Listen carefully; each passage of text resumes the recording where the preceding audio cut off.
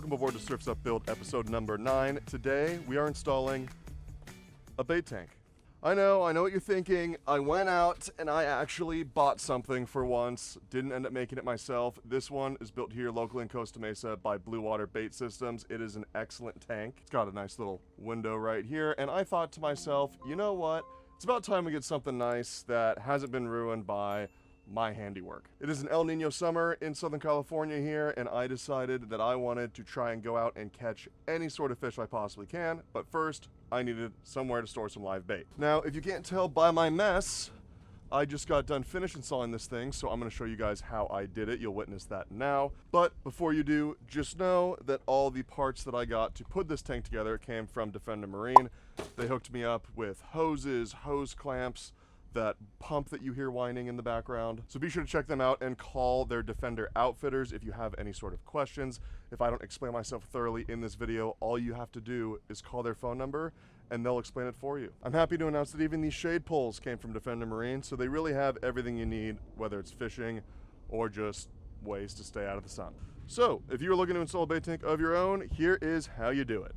Now, let's start at the beginning. Here you can see I have no bait tank yet, just the original hatch. And this actually wasn't even my idea. If we lift open this hatch here, we can see that there's already plumbed an exit for our water from our bait tank. So all we have to do is build this deck hatch, mount the bait tank onto it. And what we're gonna do today, before any of that's finished up, is go in here into our engine room and get our live well pump set up. I mentioned that water out setup was done by the previous owner. Well, this was done by the previous owner too. The City of Long Beach Fire Department has their through hole here back when this thing used to be attached to a water pump for a fire hose. And today, it's gonna become another water pump, this time attached to a live well for my bait tank. Now, this through hole inlet here and the exit on the stern, it's almost everything I would need to not have to pull my boat out of the water except my through hole down there. Well, it doesn't have a scoop on it. I'm gonna need the scoop so that when I'm underway and on a plane, we get good, clean water coming up through the live well pump. This scupper is just one of many tricks that I learned about during this process, so be sure to watch the entire video because it turns out that keeping fish alive is actually kind of hard. So let me show you all the equipment I'm gonna use, starting with the most important piece of the entire puzzle, the live well pump itself. Now, I thought you could just go ahead and pick up whatever live well pump. Turns out there's a lot more to it than that. For starters, you need to figure out how strong of a pump you need. The way you determine this is by starting with how big of a tank you have. You want the water in that tank to be replaced 10 to 20 times every hour. My tank's 40 gallons, so I multiply it by 10 to 20, and I get an 800 gallon per hour pump. Now, this 800 gallons per hour is the optimum flow rate. It is tested when they stick this thing in water and count how much shoots out this direction, but it is not the same flow rate that you're gonna get when the water has to go through a scoop, into a through hole, through a little reducer fitting, through the pump, down a hose 10 feet, into your bait tank, and then out. This 800 gallon per hour pump might actually end up being a little light for me, but we'll figure that out down the line when we see how it handles bait. Now, the last thing I want to mention about this pump before moving on is this actually attaches directly to your through hole, which means that underway, if you have a scoop and a lot of pressure coming up through your through hole, this top motor here can actually pop off. So it is important when you buy your live well pump that you find one that is rated to work with a scoop. This one is. I've heard that some other rules in the past aren't, but there's other companies that actually have screws that go through them to make sure that this doesn't pop off when you're underway and start sinking your boat. Now, the rest of the stuff for this project is pretty simple. Got some hose clamps, some hose, electrical cable to wire the pump, and in my case, I needed a brass fitting that went from the size of my through hole to the size of my live well. And in order to make sure it's watertight, I went ahead and I got some pipe joint compound. I went with the liquid stuff because the tape can actually add a lot of pressure on the plastic part of the fitting since we're using two dissimilar compounds here, the brass into the plastic. We don't want to accidentally crack this plastic. So let's go ahead and put this all together, see if we can't get some solid water flow without a bunch of aeration in it. And then we can move on to actually mounting the tank. So I'm gonna go ahead and start by applying my joint compound to the pump first, just like that. And then I'm gonna start with my brass fitting on the pump side. Get it on there nice and hand snug. It's pretty much flush with the back right here on the inside. Then I'm gonna do the same to this brass fitting, which attaches to my through hole. And since both of those are brass, I'll be able to really tighten it down with a wrench. Don't have to be as concerned about breaking anything on that step. Want to make sure you're not cross-threading anything.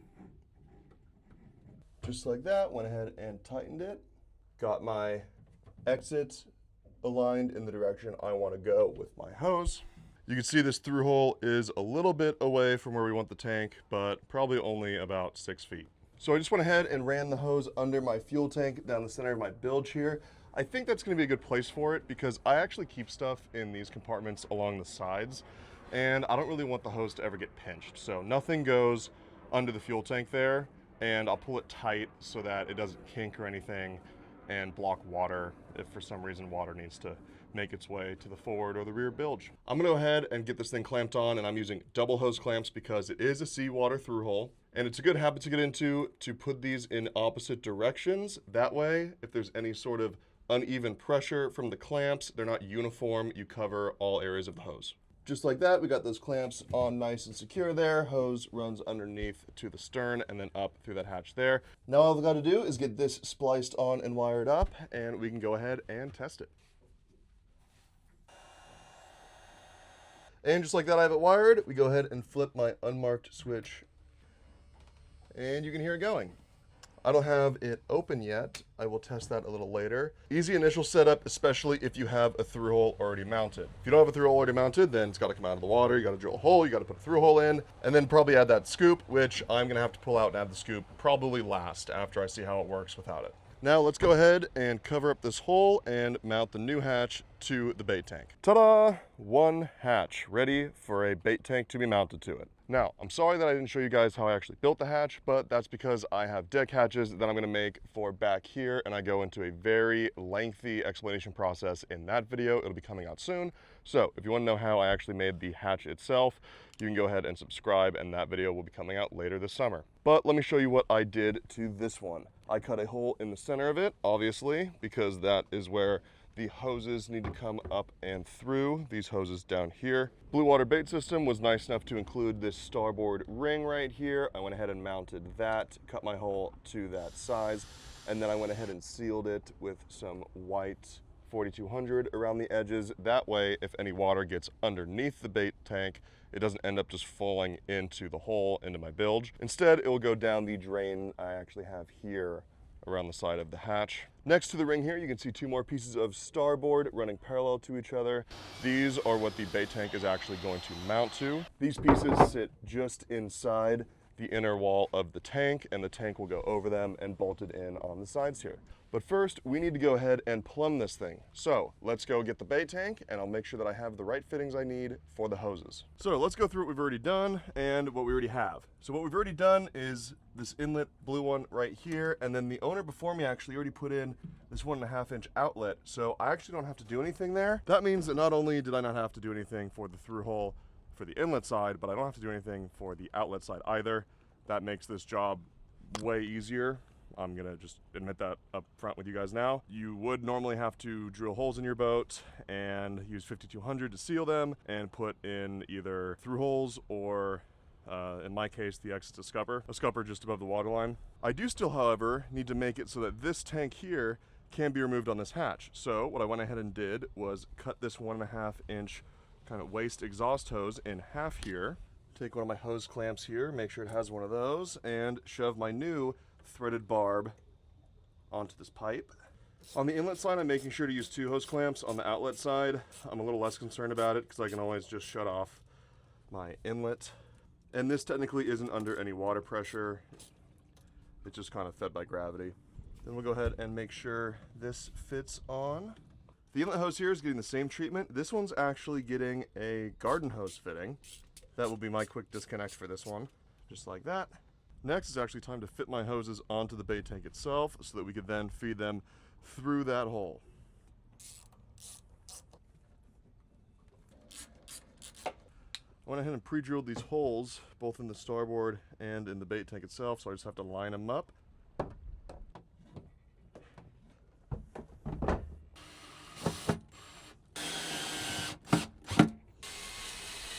There we go, mounted to the deck, but I still have to connect all the hoses. All right, moment of truth. Let's test this thing and see if it works. I want to do two things when I test it. One, I want to time to see how long it takes to fill up because I have that 800 gallon per hour pump I mentioned earlier. I want to make sure that it's actually getting close to that with the water flow in and out of the tank. Secondly, I want to make sure I look at my bilge and that we're not sinking. I've got my tank on this nifty little unmarked switch right here. You can hear it running. Water is flowing. Would you look at that? We're in business. Went ahead and drained the rest of it by just lifting this thing up right here. All right, I'm going ahead and timing it now. Remember, this is an 800 gallon per hour pump and we have a 40 gallon tank. We'll sit here and see how long it takes until it is full. All right, and stop the clock. That took just about 5 minutes on the dot. 5 minutes might be a little on the quicker side, but I'll throw some bait in it tomorrow and go fishing and let you guys know how the bait reacts to it. But just like that, we now have a finished bait tank operating, and now I can go spend the rest of my money on rods and tackle. Because why would I find out if I actually like fishing before I buy the tank? But anyways, thanks for watching. This is a bit of a big milestone in the boat project because for those of you that have been following along, episode 1, I got a lithium battery and I specifically mentioned it was to put a bait tank on the boat. I needed that thing in order to run the bait pump. But I'll go ahead and review all that with you guys in Surf's Up Build episode number 10. We can go over all the projects we've done over the last year. Thank you guys for watching, and a big shout out to Defender Marine for helping me support this entire build series. Smooth sailing.